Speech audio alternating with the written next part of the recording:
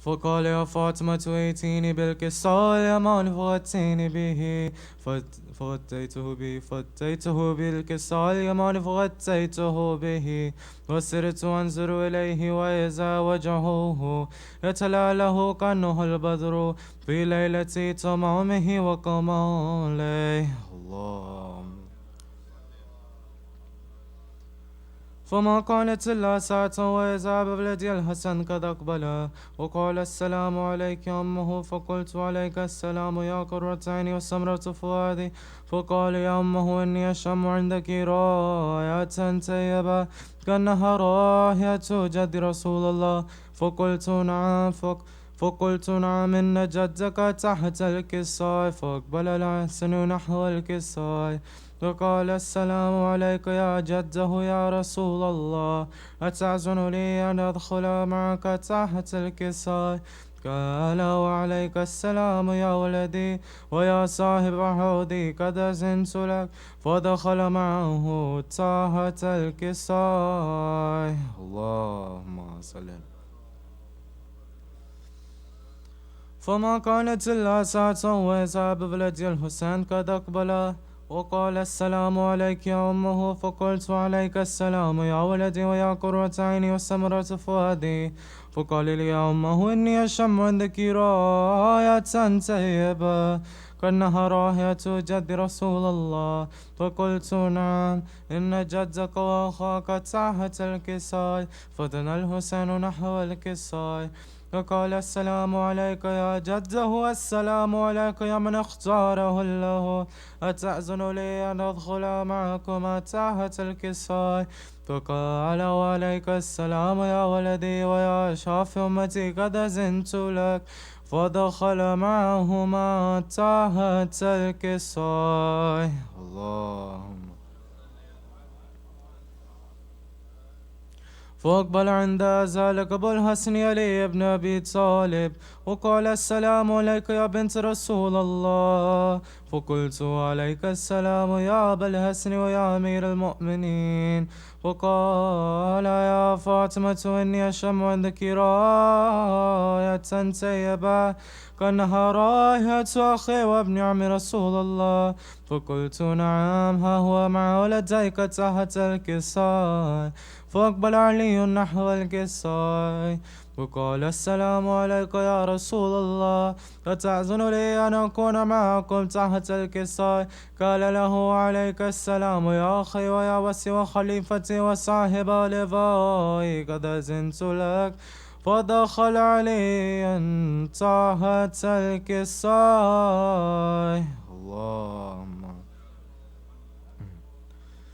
ثم أتيت نحو الكساء وقلت السلام عليك يا أبته يا رسول الله أتأذن لي أن أكون معكم تحت الكساء قال وعليك السلام يا بنت يا بعزتي قد أذنت لك فدخلت تحت الكساء. اللهم صل على.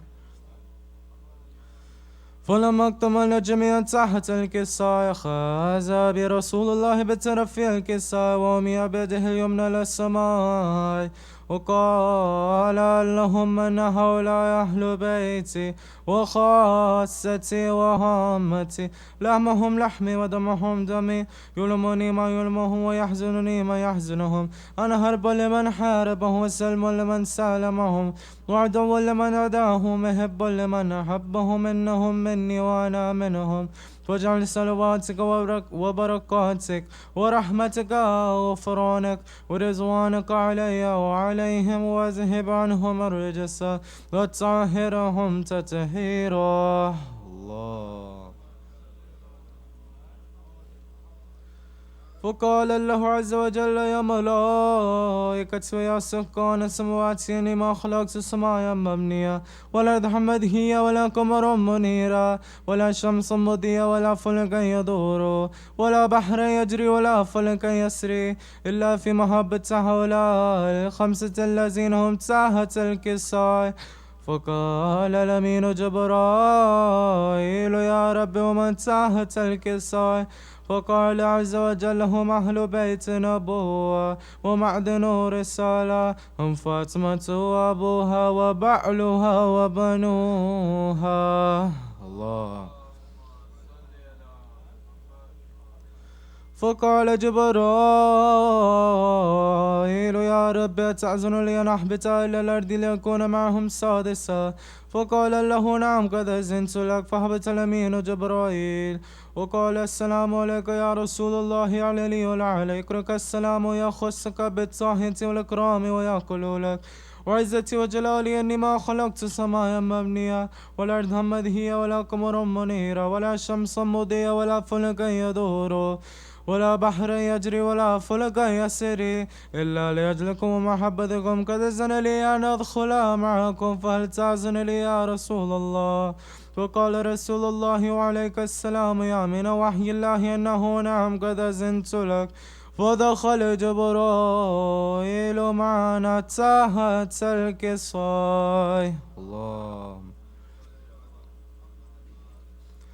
فقال لأبي أن الله قد أوحى إليكم يقول إنما يرد الله ليذهب عنكم الرجس أهل البيت ويطهركم تطهيرا. الله.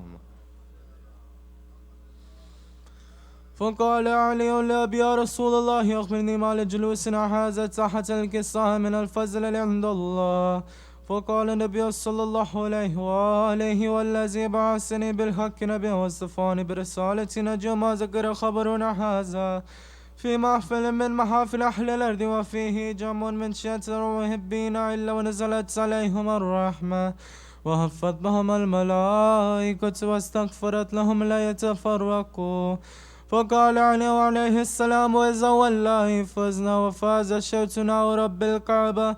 فقال برسول الله صلى الله عليه وآله علي والذي باسني بالحق نبي اصطفاني برسالة نجي ما ذكر خبرنا هذا في محفل من محافل أهل الأرض وفيه جمع من شتنا ومهبين وفيه محموم لو فرج له همه ولا مغموم لو كشف له غمه ولا طالب حاجة لو كسل له حاجته. وقال علي عليه السلام إذا والله فزنا وسعدنا وكذلك الشتنا فاز والسعد في الدنيا والآخرة ورب الكعبة.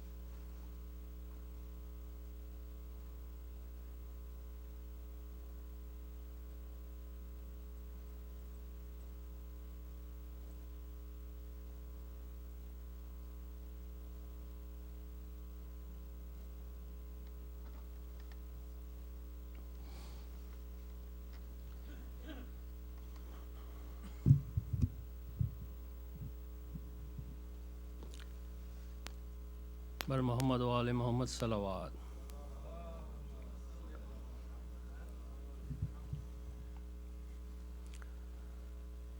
جب رہا شام کے زندان سے ہوئے اہل حرم، کیا خوشی ہوتی دوبالا ہوا سادات کا غم، جس کو ارمان رہائی تھا ہوئی وہ بے دم،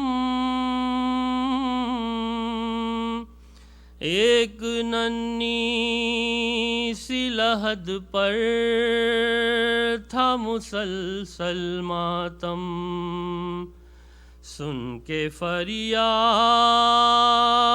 و فغاں سانس رکی جاتی تھی،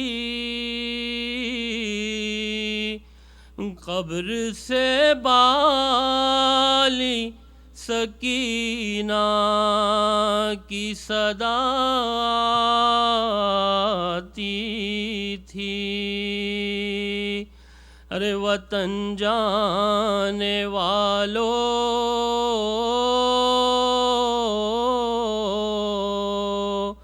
مجھے بھی وطن لے چلو، مجھے بھی وطن لے چلو، مجھے بھی وطن لے چلو،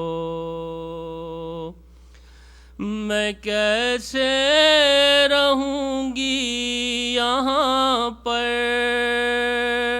یہاں ہے بھلا کون میرا، مجھے بھی وطن لے چلو، مجھے بھی وطن لے چلو، رہا ہو کے گھر جانے والو مجھے بھی کہیں پر بٹھا لو، شہیدوں کے سر ہیں جہاں پر مجھے بھی وہیں پر سلا دو، میں بابا کے سر سے لپٹ کر سفر کاٹ لوں گی یہ سارا، مجھے بھی وطن لے چلو، مجھے بھی وطن لے چلو، نہ یوں چھوڑ کر جاؤ اماں مجھے شامیوں کے سہارے، یتیمی کی ماری ہوئی کو ستایا بہت ظالموں نے، بہت خوف آتا ہے مجھ کو تمہیں واسطہ سیدہ کا، مجھے بھی وطن لے چلو، مجھے بھی وطن لے چلو، سنا ہے کہ واپس ملے ہیں تمہیں شمر سے میرے گوہر، بھلا کیا کرو گی تم ان کا اگر رہ گئی میں یہاں پر، انہیں بھی امانت سمجھ کر یا دفنا دو زندان میں، یا مجھے بھی وطن لے چلو، مجھے بھی وطن لے چلو۔ جو پہنچے مدینہ تو اماں پھر رخت مصیبت نہ آئے، سنا اور اکبر کی باتیں سنانے کی نوبت نہ آئے، میری لاش کو دیکھ کر ہی سمجھ لے گی ہر بات صغرا، مجھے بھی وطن لے چلو، مجھے بھی وطن لے چلو۔ یہی سوچ کر زیر تربت تڑپتا ہے دکھیا کا لاشا، مجھے شمر کے شہر میں اب ہمیشہ ہی رہنا پڑے گا، دھڑکتا نہیں پھر بھی یہ دل کانپ جاتا ہے میرا، مجھے بھی وطن لے چلو، مجھے بھی وطن لے چلو۔ صلوات اللہم صلی علی محمد۔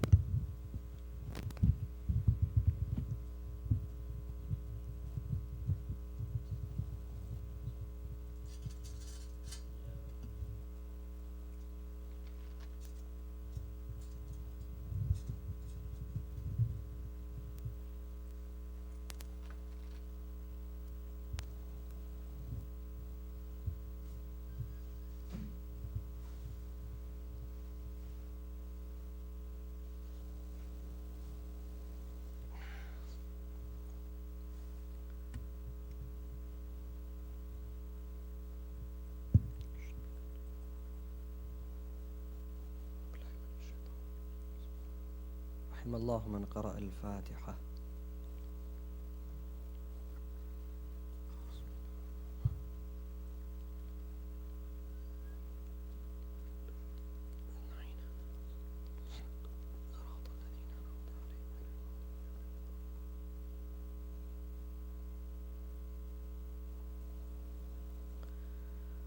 صلى الله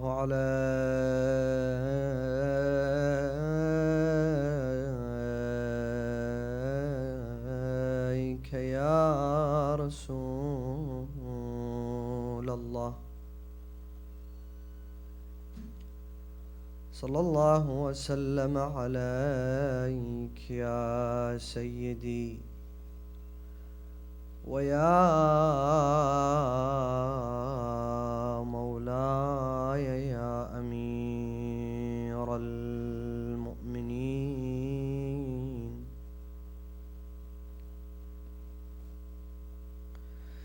صلى الله عليك وعلى أولادك المعصومين يا رحمة الله الواسعة ويا باب نجاة الأمة ويا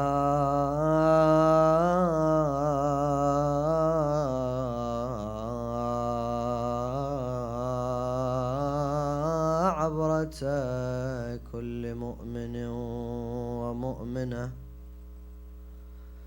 ما خاب والله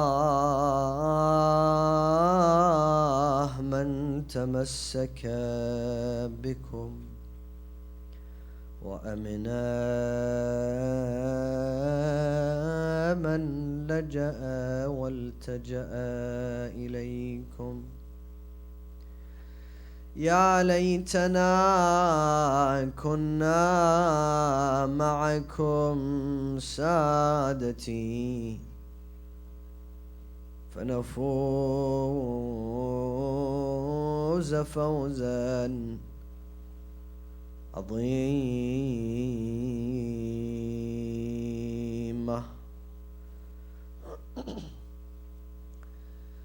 قال الله تعالى في محكم كتابه الكريم وقوله الحق وهو أصدق الصادقين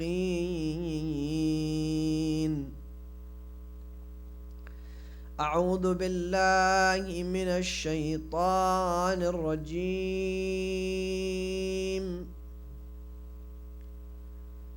بسم الله الرحمن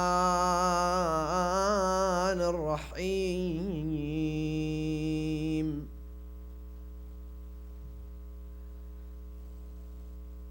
إن الله يأمر بالعدل والإحسان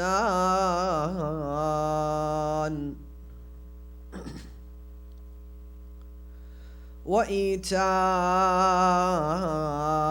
ذي القربى وينهى عن الفحشاء والمنكر يعظكم لعلكم تتفكرون.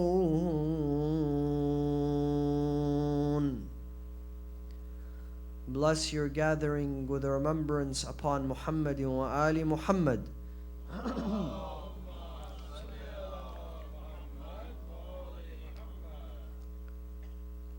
As a gift to the soul of Sayyidina wa Mawlana Amir al-Mu'mineen, recite the second salawat.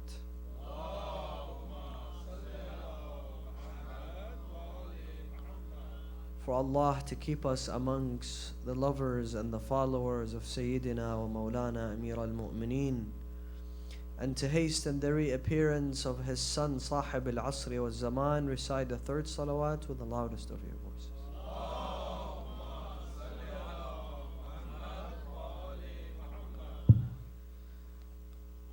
The year 35 after the migration of Rasulullah from the holy city of Mecca to Medina to the year 40 after Hijrah marks the 5 most controversial years in Islamic history. And indeed, those are the exact years where Amir al-Mu'mineen, al-Imam Ali ibn Abi Talib, took the chair of Khilafah in the city of Kufa. And those 5 years are debated amongst the Muslims and non-Muslims as to be amongst the most controversial years within Islamic history, and especially within what's called the righteous Khilafah, al-Khilafah al-Rashida. Why? Number one, Because in the years prior to the Khilafah of Imam Ali, there were many expansions that occurred in the Islamic Empire.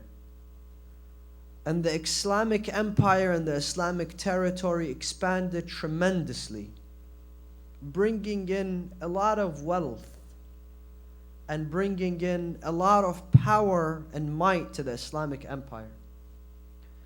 And obviously, with every land and every village and every country that entered the Islamic territory came money, gold, silver, slaves, labor workers, that was then granted to the warriors within the Islamic army. So those who went to battle, they had a great incentive. They're going to go fight for Islam and they're going to return with a bunch of slaves and a lot of gold and silver and possibly some pieces of land in different parts of the Islamic Empire. The 5 years that marked the Khilafah of the son of Abu Talib, there wasn't an inch of expansion in the Islamic Empire. Therefore, there wasn't a single slave or a single piece of land that was then added to the Islamic Empire, to the Islamic territory. And of course, when there are no slaves, no people becoming enslaved, there is no gold, there is no silver coming into the Islamic Empire, then the economy was also not as prosperous as it used to be.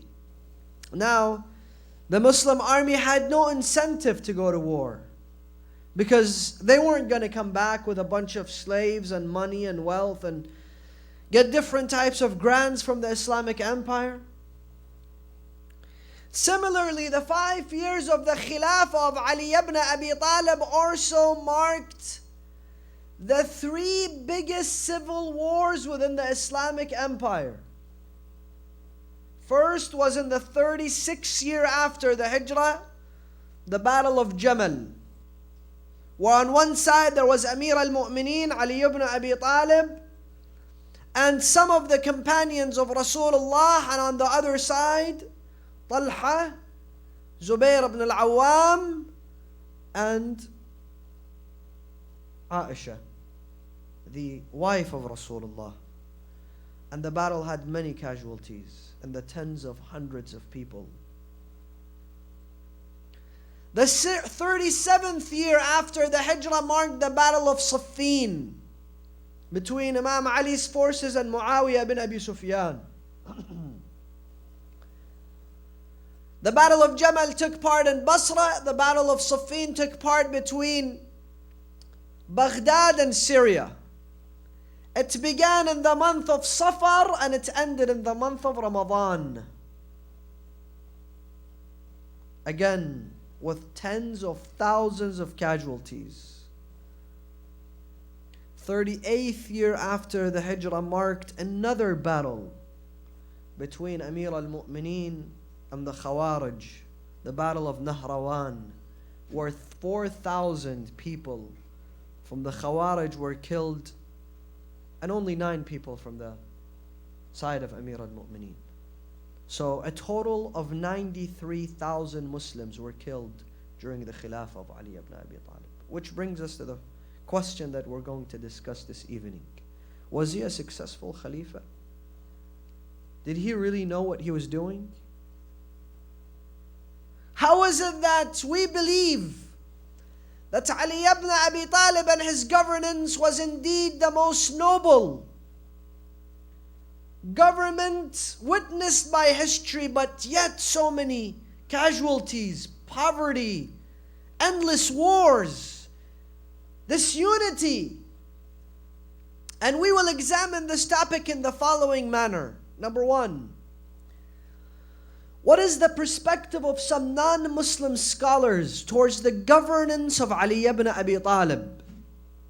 How do some non-Muslim scholars perceive him as a governor and as a Khalifa?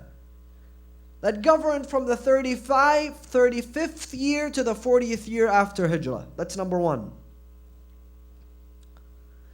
Number two, what was the philosophy of Ali ibn Abi Talib when it came to governance and Khilafah? Number three, what was the philosophy of the opposition and the opponents of Ali ibn Abi Talib when it came to Khilafah? And number four, what were the sequel of events that led to the 35th year after the Hijrah, and on what conditions that Ali ibn Abi Talib inherited the Khilafah from people prior to him? Let's examine that after your loud salawat ala Muhammad wa ali Muhammad.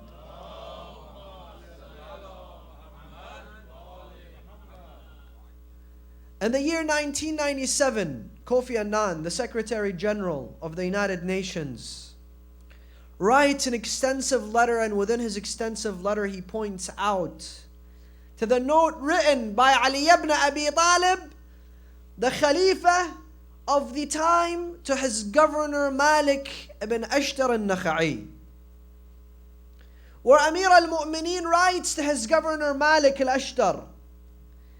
He writes to him, Malik, those subjects, people who you govern, ولا واشعر قلبك الرأفة والرحمة للرعية. Malik, make sure that you enable your heart to feel mercy and compassion towards your subjects.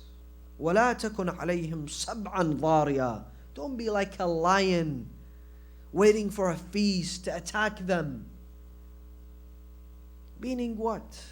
Meaning the people prior to you appointed to those cities, the governors prior to you, they only knew the philosophy of the sword and power and execution.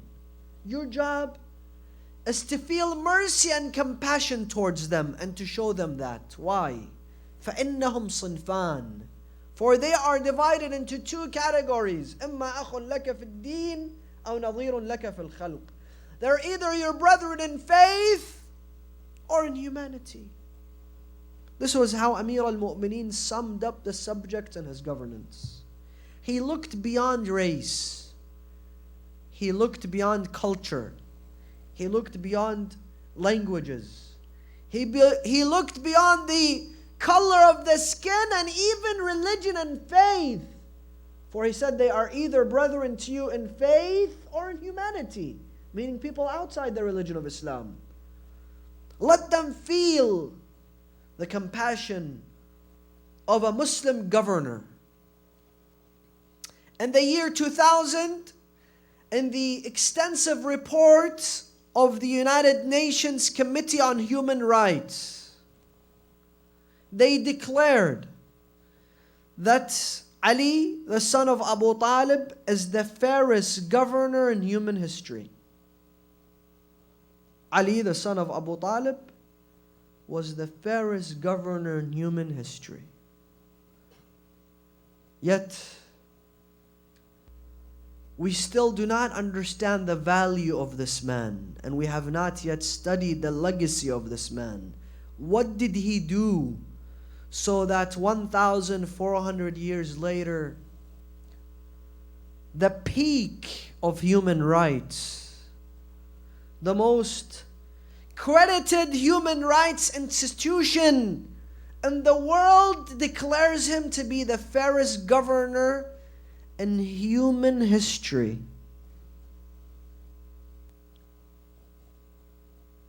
And then, in that extensive report, it was asked of the Muslim governments to emulate the example of Ali ibn Abi Talib in their governance. What kind of example? They say he was walking one day in the streets of Kufa. As he was the governor, he had no bodyguards. He had no entourage. He would walk by himself. He saw a woman. She was carrying 2 orphans, saying, Ali ibn Abi Talib, oh Ali, look what you have done. You left me with 2 orphans. May Allah never forgive you. Imam Ali heard her. He said, can I help you with your children? So she says, I've done some shopping. I want to pick it up from the store, the market, but I don't have a man to help me. So he says, I will go and pick up your groceries.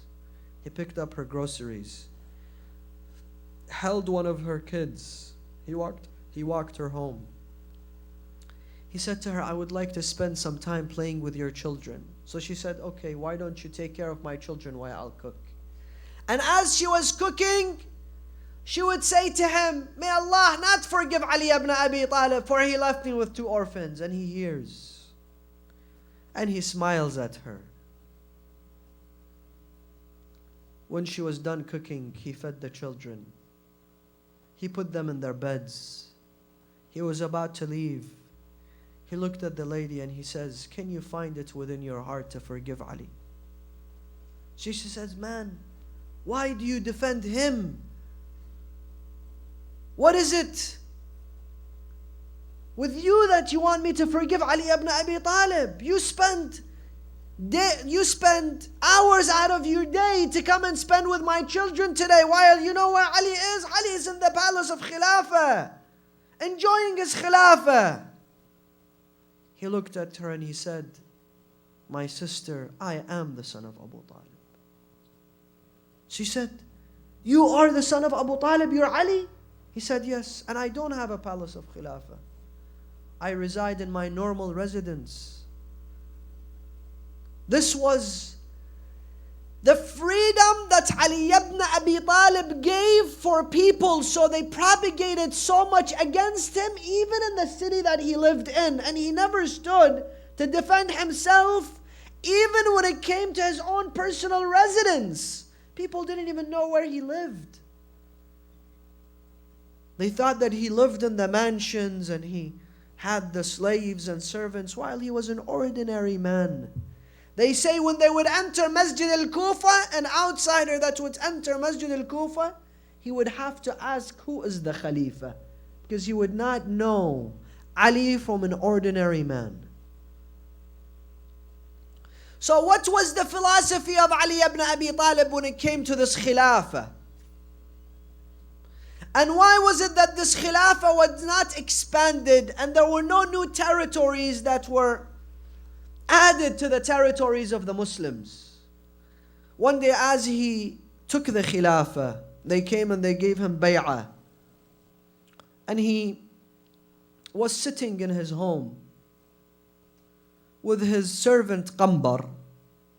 Qambar came to him, he said, Ya Amir al-Mu'mineen, there's a delegation from all parts of the Muslim empire that have gathered to greet you as the new caliph, as the new Khalifa.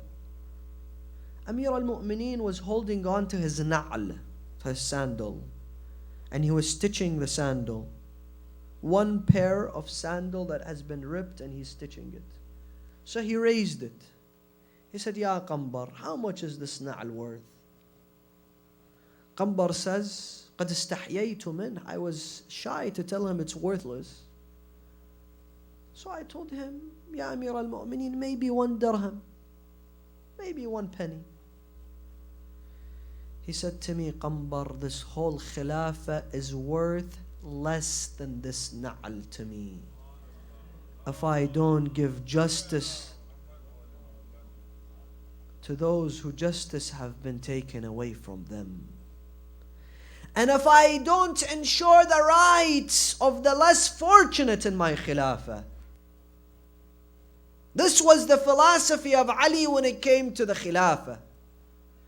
He spoke to them from the pulpit of Salat al-Jum'ah to the people of Kufa. And he said to them that this Khilafah of yours is worth less to me than a sneeze of a goat. How worthless is a sneeze of a goat? If I cannot bring justice to the Islamic empire, and wallah, And wallah, I swear by the name of Allah who holds my soul, I will not take away the right of an ant, namla, an ant taking its small piece of bread back to her home. A small ant carrying a small loaf of bread. In my khilafah shall not see injustice. This was the definition of Ali ibn Abi Talib and governance. Go and read why he prepared an army and what was his philosophy of having armed forces. And Nahj al-Balagha, the sermon of jihad. You know, jihad today, it's perceived as something so dangerous. And yet we are not able to really explain what jihad means to the Muslims and non-Muslims. Because Muslims believe, unfortunately some Muslims, believe that jihad is for you to carry out attacks on innocent human beings, whether it's in a marketplace or in a gathering, when in the month of Ramadan, towards whom? Other Muslims. And by that they would enter paradise. A misunderstood principle within Muslims and non-Muslims always, obviously, watching the TV on daily basis, hearing the word jihad and then seeing the news where innocent people are killed, whether Muslim or non-Muslim, have the wrong definition of jihad. Amir al-Mu'mineen in his khutbah al-jihad, the 17th sermon of Nahj al-Balagha, says, وَقَدْ بَلَغَنِي, and I have been informed as the commander-in-chief, that the army of Muawiyah has reached Anbar. Al-Anbar is an area of Iraq. So they were coming from Sham all the way to inside Iraq. وَقَدْ بَلَغَنِي أَنَّهُمْ بَلَغُوا الْأَنْبَارِ وَقَتَلُوا Hassan bin Hassan al-Bakri. And they have killed the governor of Anbar. وَإِنَّ الرَّجُلَ مِنْهُمْ, and their men, the men of Muawiyah, يَدْخُلُ عَلَى الْمَرْءَ الْمُسْلِمَةِ, and he enters onto the Muslim woman. وَالْأُخْرَى الْمُعَاهَدَةِ, and the other woman who happens to be non-Muslim but under the protection of the Muslims. مُعَاهَدَةِ. فَيَسْلُبُ مِنْهَا حِجْلَهَا وَقَلَائِدَهَا فَإِذَا مَاتَ مِنْكُمْ رَجُلًا لَمَا كَانَ عِنْدِي مَلُومًا بَلْ كَانَ عِنْدِي جَدِيرًا بِهِ. He says, they enter onto the Muslim woman and the non-Muslim woman under the protection of Muslims. And what do? They take away her jewelry from them. فَتَبْكِي وَتَسْتَغِيث. Then she cries and she shouts and she says, Wa Islama, they're taking away my jewelry from me. Amir al-Mu'mineen says, if this news reaches any Muslim man and he dies out of sorrow and depression, I would not blame him. This was his idea of having armed forces, to protect the weak. Whether it was a Muslim woman or a non-Muslim woman, a Christian woman, a Jewish woman, living in the Muslim land, she has to be protected and safe. They take away her jewelry. Amir al-Mu'mineen says, if you hear this and you die from sorrow and depression, I would not blame you. Now look at those so-called Muslims going into Muslim territory and taking the non-Muslim woman, the Yazidis, as slaves and selling them into the slavery market. What a shame. This was the Islam of Ali ibn Abi Talib, and this was what he wanted to establish. He gives the Friday sermon. In the middle of the Friday sermon, someone stands, curses him, curses his followers, curses his commander-in-chief, Malik. And Amir al-Mu'mineen pauses. When the man stops, he continues his sermon. So they went and they seized the man. They brought him to Amir al-Mu'mineen. He said to them, why did you seize him? I did not ask you to do this. Why are you harassing him? They said, Ya Amir al-Mu'mineen, you're the Khalifa. He cursed you. He's disturbing Salat al-Jum'ah. He says, until he directly harms any of the Muslims, you have no right to touch him, even if he curses Ali ibn Abi Talib, the Khalifa. And the same man would have the audacity to go and stand and take the money from Bayt al-Mal, from the hands of Ali ibn Abi Talib, while he cursed him. But yet he did not stop his revenue from Bayt al-Mal. This was Ali. A woman comes to him with her servant, with her slave.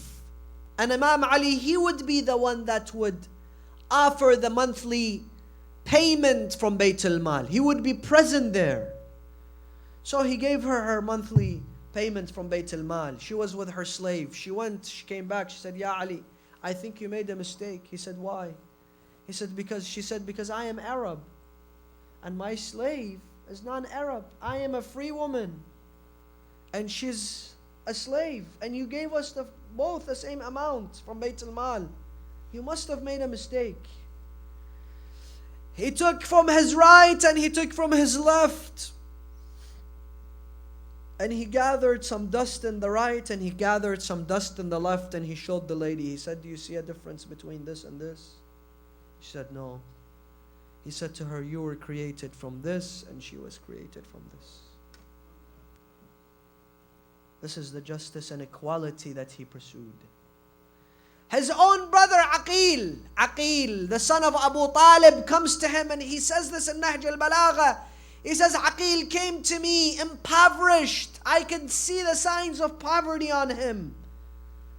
He came and he said to me, Ali, now you're my brother. I am your older brother. Whoever came to Khilafah, they were giving to their family, to their brothers, to their sisters, to their cousins, to their tribe. And I am impoverished, I'm poor. And Aqil could no longer see. Ya Ali, help me. Give me extra from Bayt al-Mal. Imam Ali puts his sword al-Fiqar inside the fire.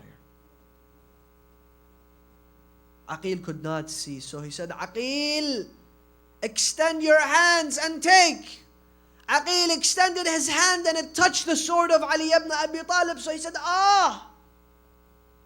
Imam Ali said, Ya Aqil, ata'innu min narin, hayya'aha al-makhluq lila'bih, وتبعثني إلى نار هيأها الخالق لغضبه. He says, Ya Aqil, you whine from a fire that the Creator created to warm Himself.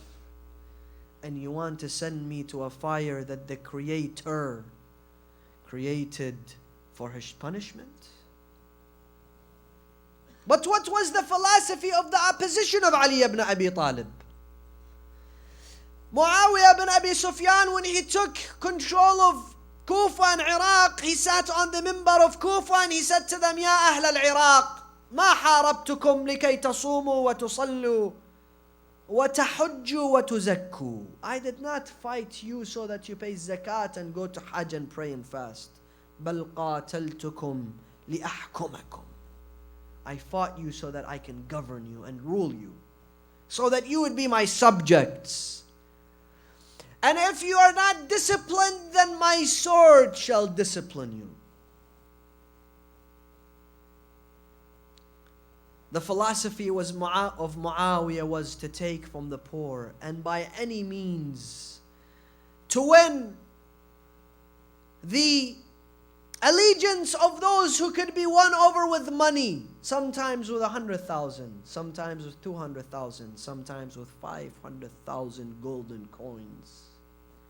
Muawiyah would win the allegiance of the key individuals in the Islamic empire to add to his territory. One of the ulama, he has a beautiful story in one of his books. He says, when I was young, we did not have bathrooms in our home, so we would have to go to a public bathroom.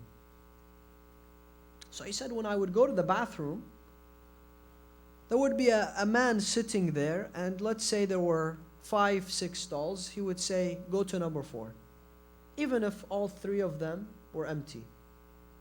And you would have to go to that one. So he said, one day my father, this alim says, my father asked him, he said, why are you so particular about who goes where and uses which bathroom? I mean, they're all the same. People just need to go in. He says, what do you think then my job is? What do you think my job? I'm sitting here. What role should I play? I have to manage people. So I tell them, use this one. And you know, some people with the smallest authority that they have, they use that power to show their strength. And then they become power hungry. And power is then never enough for them. Bani Umayyah, when they took power, they put a man by the name of Hajjaj ibn Yusuf as the governor of Iraq. What was Hajjaj? Hajjaj was born in the 40th year after Hijrah. Hajjaj killed 100,000 men during his governance of Iraq. Sometimes he would take their eyes out of their scalps and then he would behead them. Why? Because their only crime was that they would be the followers of Ahlul Bayt and known as Shia. One day, Harun al-Abbasi called one of the people in his courtyard by the name of Ibn Qahtaba. Listen to the story. This was the opposition, the opposite side of the ruling party of Amir al-Mu'mineen. He said to him, Ibn Qahtaba, what do you have to offer the Khalifa? So he says, I offer myself, my life. He says, I don't need you, yourself and your life. I have so many people, so many. He says, what else do you have to offer to the Khalifa? He says, my children. He says, I don't need your children, I have children. He says, what else do you have to offer the Khalifa? He says, the woman in my residence. He offers his wife and the woman in his residence to the Khalifa. He says to him, I don't need the woman. He says, what else do you have to offer the Khalifa? He says, I don't have anything else to offer to the Khalifa. He says, indeed you have. What else do you have to offer to the Khalifa? He understood what he meant. He says to him, I offer my faith to the Khalifa, my akhirah to the Khalifa. He says, okay, now we have a deal. Shake my hand. So he says to him, I sell my deen, my faith to the Khalifa. Then he wanted to go home. He said to him, you just made a deal with me. Where are you going? He said, I'm going home to sleep. He says, no, now it's the beginning of your journey. Go out with the Jallad. They took him to a prison, a dungeon. They opened the door. There were 20 elderly men, white beards, sitting doing tasbih. He said, take the sword and behead every one of them. Isn't this the Islamic State, what you see today? People beheading heads and amputating heads and killing innocent people. You think this is new in Islamic history? You think this is a new phenomenon? No. This happened in the time of the Khulafa. And sometimes those Khulafa have most glorious name within Islamic history. Huh? Harun al-Rashid, the wise. Abdul Malik ibn Marwan. You know who Abdul Malik ibn Marwan was? They called him Malik al-Muluk, the king of kings, the title of Allah. They gave him the title of Allah.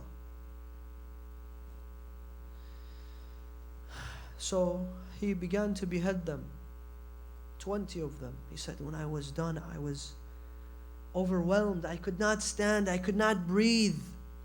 I wanted to go home. I said, where are you going?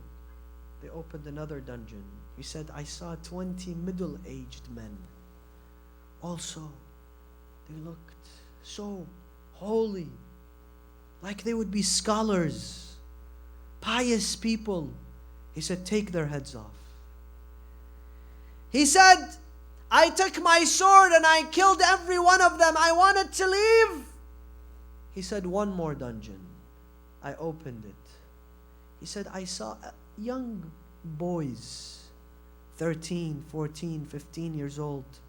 They have not grown a beard yet. They said, you have to kill them. He said, no, but I can't. Those are innocent kids. He said, why? Are you afraid for your akhirah? You already sold your akhirah. You have no akhirah. Your akhirah belongs to the Khalifa. So he said, I killed them. On the way back, I asked this man, I said, who were those people? What crime had they done? He said, they had not committed a crime.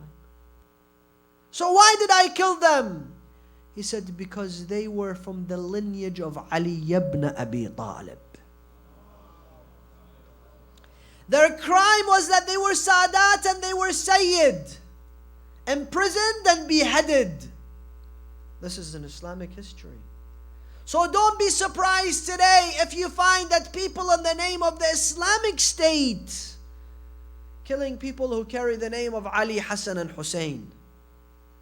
This was the philosophy of the opposition, the opposing side of Amir al-Mu'mineen.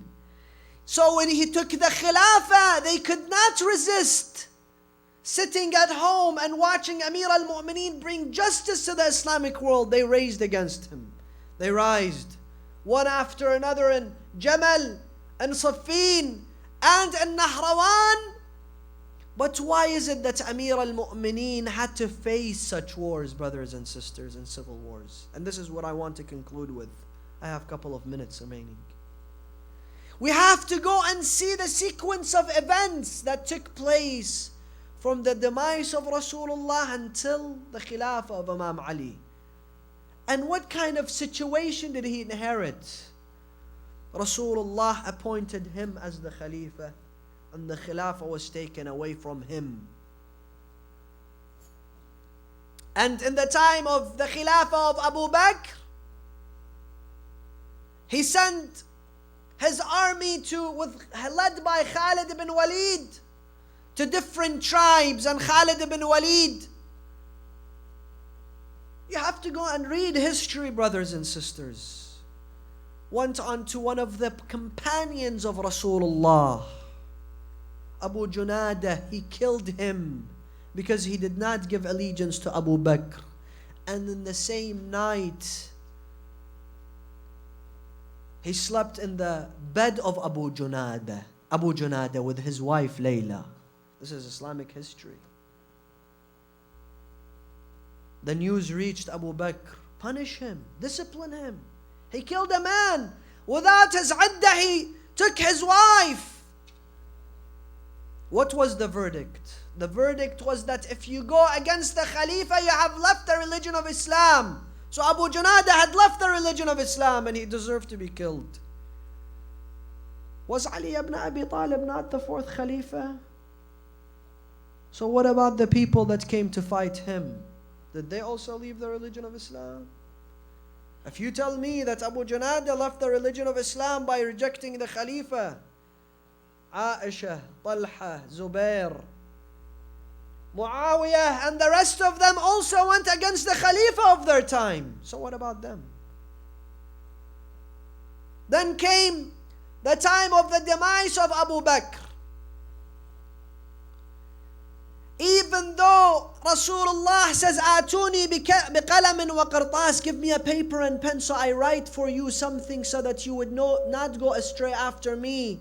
There was a man there who said, Inna ar-rajula la yahjur, don't give him the paper and pen. But yet when it came to the time of Abu Bakr and his illness, that same man went to Abu Bakr. He said, Abu Bakr, take this paper and pen and write your will. Abu Bakr wrote his will that after me the Khalifa is Umar ibn al-Khattab.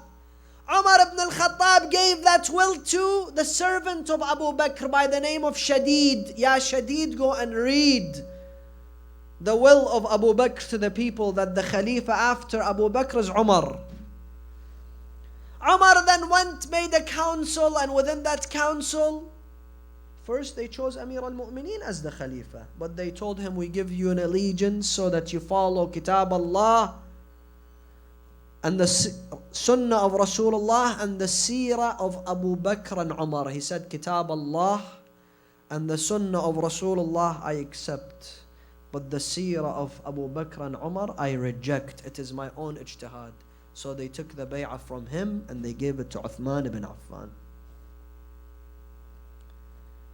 In the time of Uthman ibn Affan, the corruption had taken over the Muslim empire so much, I don't have time to tell you, until they went and they killed the Khalifa, Uthman, and they left him 3 days without burial. Imam Ali said, then they came to me, giving me allegiance. I rejected the allegiance, but they said, Ali, there is a unanimous agreement that you are the only person suitable for the Khilafah. So he took the Khilafah. And they expected a miracle to happen. Amir al-Mu'mineen took a Khilafah, a wounded Khilafah, a corrupt Khilafah, corrupt governors. And what did he do? The first thing that he began to do is to give back money and territory that was taken back illegitimately. So somebody now has 1,500,000 golden dinars. Amir al-Mu'mineen sends the Khilafah army to take that money away from him and bring it back to the Islamic treasury. You think this Khilafah will last? Obviously he's going to face many tribulations. Inshallah, we continue this discussion with you in the next evenings. I ask Allah subhanahu wa ta'ala in the time of Maghrib, in this blessed night, to keep the love of Amir al-Mu'mineen within our hearts, within the hearts of our children. Allahumma arzuqna ziyarata aliyin fi dunya wa shafa'atahu fil akhirah. وآخر دعوانا أن الحمد لله رب العالمين والصلاة والسلام على محمد وآله الطاهرين.